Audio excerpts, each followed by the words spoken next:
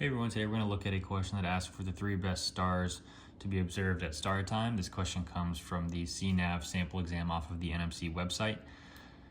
On 3 December, evening twilight for your vessel will occur at 1901 zone time. Your vessel's DR position will be lat 2418.5 minutes south, longitude 110 30.6 minutes west. Considering their magnitude and location, what are the 3 best stars suited to observe for a fix at star time? So, what I've written here is the given, which is our lat and long, as well as our time. The things we need to proceed with this problem are GMT and LHA. So we can go ahead and start that.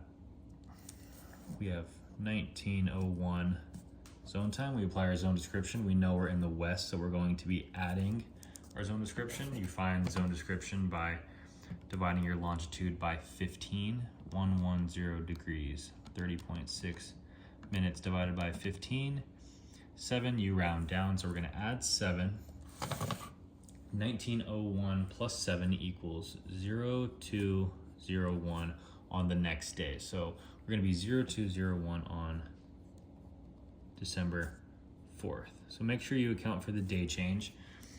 We'll go into the Nautical Almanac now and find our GHA of Aries on December 4th at 02.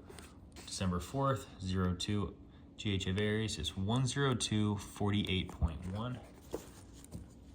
102.48.1.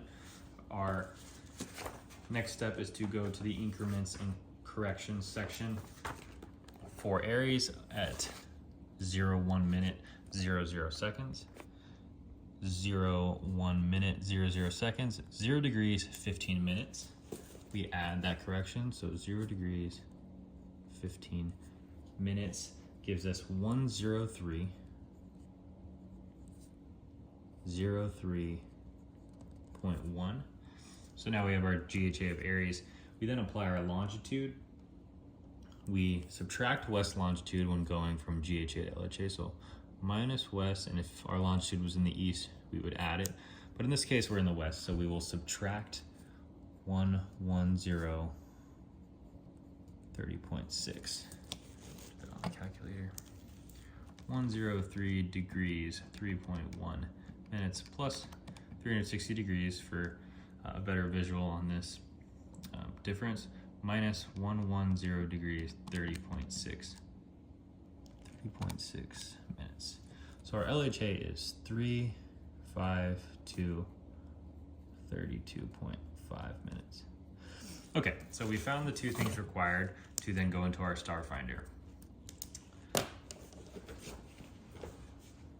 When you look at your star finder, you will find that the base plate has 2 sides, a south plate, S in the middle, south pole, and a north side, north pole. Make sure you go to the right side. Given in the problem is 2418.5 south. We know we're in the south. I've already color coded the answer choices. So the blues are the 3 stars for a choice. These pink highlighted ones, these purple squares, and these yellow marks are all the 4 groupings of the 3 stars. What you do is on the outside ring of your plate, that's our LHA. You also notice that on the Starfinder plates, there's 25 south. If you flip this plate over, it's 25 north. So make sure that you're not only using the right side of the Starfinder base plate, you're also using the right side of the latitude plate. So I'm flipping this over to 25 south. I align this bottom arrow up with the LHA calculated, which we calculated to be 352. And then we can find out which grouping of stars is best for star time. The things I wrote here are that if the star is too close to the center, that means it's too high. So for example, this blue one at 352, this blue one is too high. So that's not a good star to shoot. The other thing I've written down is if it's too close to the edge, that means it's too low or dropping below the horizon.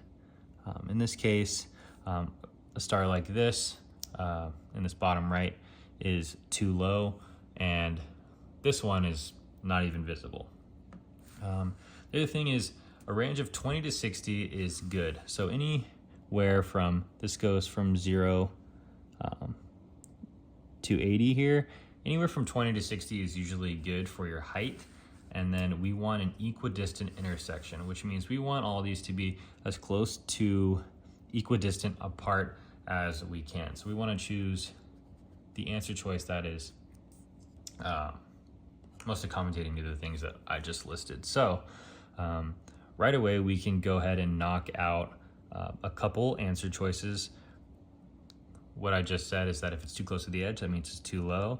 This one would be too low. This one is below the horizon. This one in the center is too high. We can look at the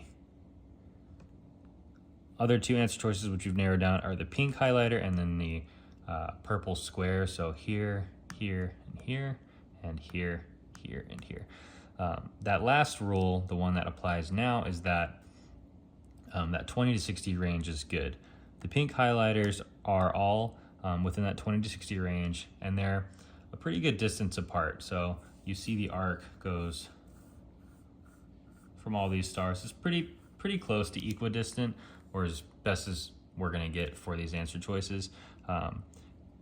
The purple squares also follow that equidistant rule. It creates a good triangle, but again, this one is too close to the edge, which means it's too low. This one is at a height of 10 degrees, so this one's gonna be a wrong answer choice. So what we have is Alpheratz, Achernar, and Nuki. Let's see if that's correct. Alpheratz, Achernar, Nuki, C. Yes, that's correct. So it's good to, when you're working with the star finder, to, before you put the plate on, identify which stars and mark your star finder up. Makes it easier, an easier viewing experience. So that's how to find the best 3 stars during star time.